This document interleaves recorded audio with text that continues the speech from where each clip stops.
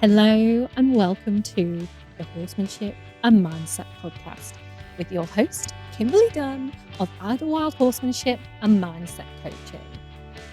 This podcast is here to bring you the very best in tips, tricks, and advice to help you better understand yourself, your mindset, and your horse, because your horsemanship starts with you.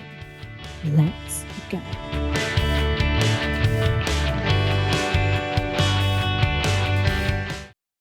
Hello, welcome to another episode of the Horsemanship and Mindset podcast. My name's Kim. I am a horsemanship and mindset coach, as you may have guessed from the other intro. And I am delighted to have you here today. I hope you've had a wonderful week. I hope you've had some of the sunshine that we have got today. I am stuck in recording a podcast and the sun is absolutely belting out. The birds are singing, the flowers are flowering. Oh, it's absolutely delightful.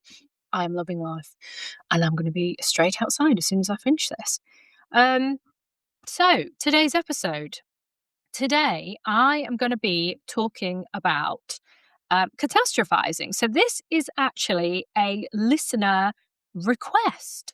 So if, just for kind of future reference, as a listener, if you ever have a topic that you would like me to discuss, whether it's something you've always wondered about, whether it's something you would like help with, whether it's a mindset or horsemanship question that you would love answered in an episode, then please send me a message on any of the socials. I'm at the Horsemanship and Mindset Coach, or pop me an email at info@idlewildhorsemanship.com or if you're a current client, friend, person that I know has access to me on Messenger or WhatsApp, send me a message.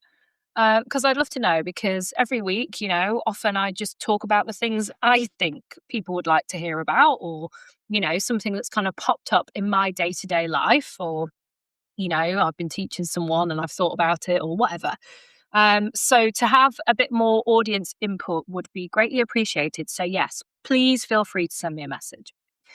Anywho, so today, catastrophizing. So catastrophizing is a really great thing to be talking about, actually, because it is something that a lot of people suffer with, whether that's in life, with horses, or whether it's in normal life, maybe it's your pets, maybe it's your job, maybe it's driving, maybe it's life in general. So basically, if you've ever gone from feeling totally fine, totally normal, to suddenly imagining yourself falling off, your horse bolting, you ending up in hospital, you losing your job because of an injury, or, something just going horribly wrong, when nothing is actually happening, like nothing's happened, that is catastrophizing. So it's basically where you go from naught to the world's ending, in a matter of seconds. And it does not feel fun. It can often feel very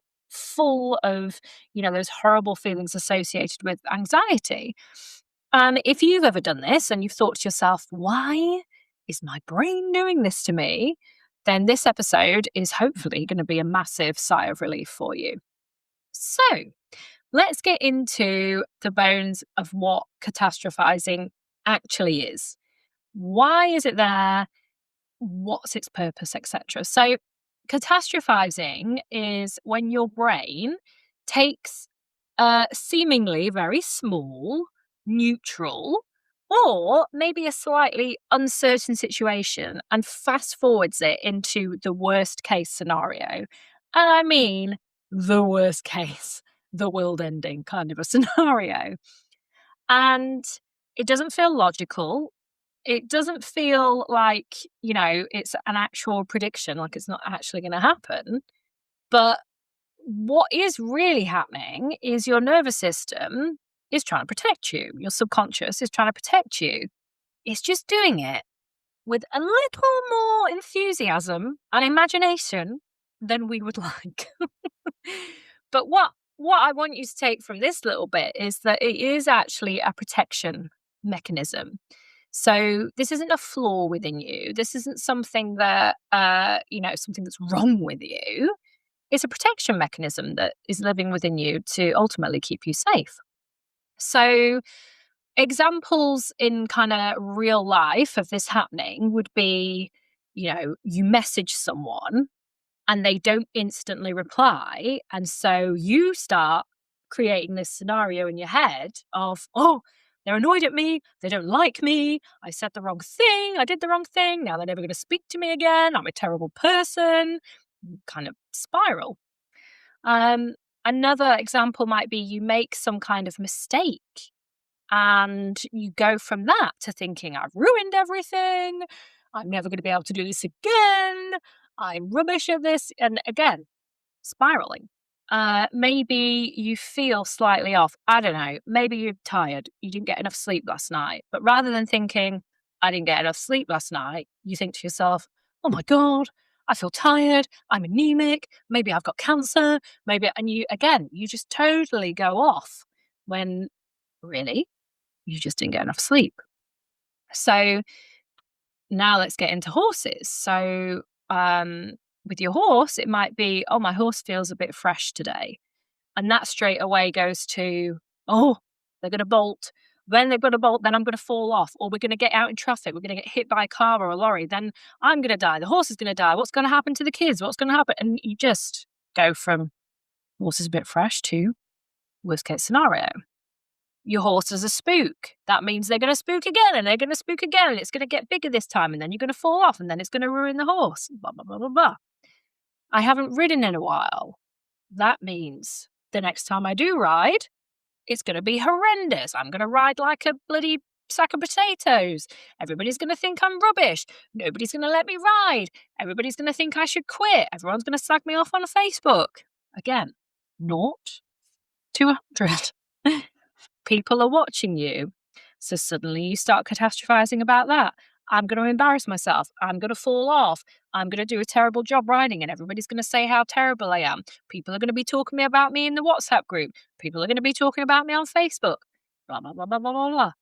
So notice how quickly your brain jumps from a situation or some information about something to, worst case scenario, the world's ending.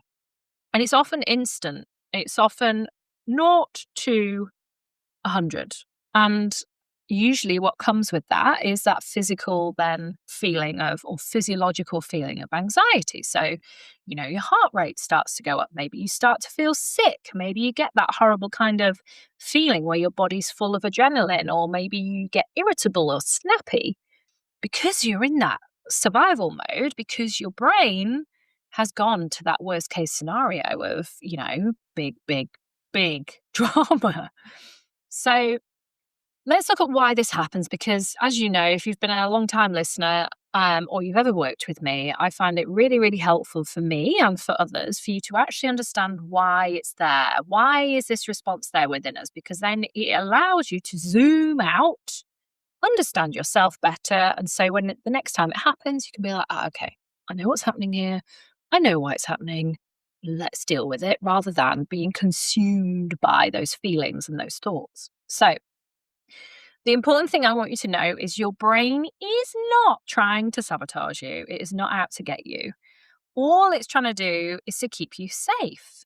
And it's based on information that you already have. So maybe past experiences that you've had of falls, near misses, scary moments. Maybe it's things that you've seen or heard happening to others. Or maybe it's just stories that you've told yourself over time that had then kind of shifted into worst case scenario stories where you've just remembered the bad bits. And then what happens is your subconscious mind goes, okay, let's predict the worst case so we can avoid it. All right.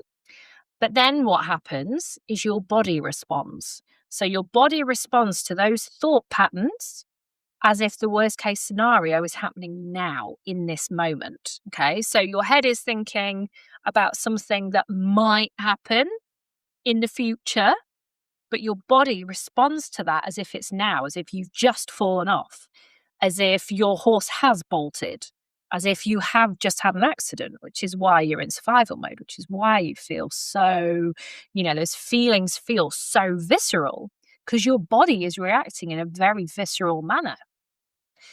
Now, then, of course, this all loops around. So you then are feeling tense, tight, and totally disconnected with your horse, whether that's on the ground or in the saddle. Then what happens? Your horse feels it. Your horse becomes unsure or reactive. Then you lose trust in yourself. Your horse loses trust in you because you are not being clear, because you're not being consistent, and because they're thinking, what is wrong with them? I need to be worried too. So then you start doing things like avoiding things. So you start avoiding cantering, you start avoiding hacking or lessons or shows or whatever. And then you overthink everything, and it expands out into the rest of your life. Or if this is in, quote unquote normal life, this might mean that the way you respond to people, then, you're responding to people in a manner which is protective. So maybe you're shirty with someone, maybe you're short, maybe you're not emotionally available where normally you might have been. And then people react to that. And then again, you're completing that loop of people are this or that. You lose trust in them, you lose trust in yourself, and so the circle goes. So it affects everything everywhere. Now, what another thing I'd like you to take away from this is catastrophizing isn't your brain telling you the truth. It isn't your brain predicting what is actually going to happen. It's just a habit. It's a pattern that you've developed for protection. Okay? So it's not the truth. It is just your brain trying to protect you. It's a habit that you formed that can be switched up. So how can we switch it up? I hear you ask. So here's tip number 1. If you want to write these down, now is the time to go and grab a notepad and pen. Number 1, start noticing when your brain jumps ahead. Okay. So as always, self-awareness is key here. So catastrophizing, here I go. So the next time it happens and you can feel yourself going off on a little tangent of doom, catch it, stop. Oh, here I am again. Here I am catastrophizing. 2, reality check it. Ask, what is actually happening right now? Am I being bolted with right now in this moment? No. Have I just been booked off? No. Is there a monster down the road? No. And then ask yourself, what evidence do I actually have right now for the worst case scenario? What evidence do I have that I'm going to end up paralyzed? What evidence do I have that I'm going to ruin my horse right now? What evidence do I have that I'm going to end up in hospital for 3 weeks? None in this moment. 3, redirect it. So you're going to start swapping things around. So you're going to swap, what if it all goes wrong, to what if it all goes right? What if it all goes wrong? What if I can handle it? What if it's fine? Now, what I want you to remember here, or take note of, is this isn't just blind positivity. This isn't toxic positivity of just trying to talk yourself out of it. This is you starting to balance out your brain again and having some balanced thinking. Then, of course, step 4, the real thing that is at the root of everything I do nowadays, regulate your body. Okay? Because this isn't all about how you're thinking and what you're saying to yourself. As we've just talked about, it's linked to your nervous system. So your body is reacting to those thoughts. So you need to get out of your head and into your body to calm your body so that you can then, bring a bit more calm into your mind and into your actions. Okay. So you can do that with things like breath work, grounding, awareness of your surroundings, doing that, coming to your senses. What can you see? What can you hear? Etc. And certainly with me, when I work with clients, I like to do things like hypnotherapy, EFT, somatic work, all kinds of things to kind of link into that. So the goal with this isn't never to have those thoughts. It's like working with a horse that spooks, or, working with your own nervous system. The goal with this work isn't to switch it all off, because it is there for a reason. The goal is for you to become the kind of horse person who doesn't believe every single thought they think. Okay? You don't have to believe every thought you think, because every thought you think, this gets a bit confusing the more I say it, every thought you think, that it's not set in stone. It's not fact. We tell ourselves all kinds of things, and not all of them are facts. So why are you believing the world-ending stuff? You don't have to believe it all. Now, if you've been listening to this and you've been thinking, oh, this is me, I do this all the flipping time, and I'm a bit fed up of it. If you're fed up of your brain running the show every time you're with your horse, or it might even be, this might even expand out into real life. This is the work I do with clients all the time. We look at catastrophizing all the time. It's one of the big, big things that people struggle with their confidence with horses, especially ridden work. And when we work together, this isn't just about me making you confident and flicking a switch. This is about us working together to rewire the way your mind and your body responds, so that you can feel calm and you can feel in control and you can actually enjoy your horse again. There's a lot of empowerment that goes into this. This isn't just me doing this thing. This is us working together, me giving you the knowledge so that you can feel empowered as you go away from working with me, so that you always have the tools, so you always have the knowledge, so you can help yourself moving forward.